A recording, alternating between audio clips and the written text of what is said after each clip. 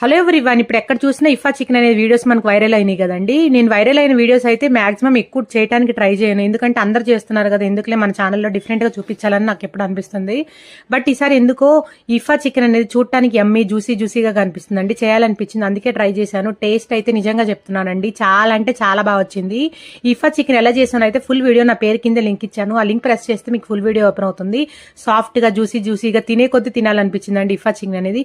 Normal గా starters అంటే ప్రతి ఒక్కరు ఇష్టపడతారు కదండి, ఈ స్టార్టర్ అయితే చెప్తున్నాను కదా ప్రతి ఒక్కరికైతే ఇది ఫేవరెట్ అయిపోతుంది, అంత టేస్టీగా వచ్చింది ఇఫా చికెన్ అనేది.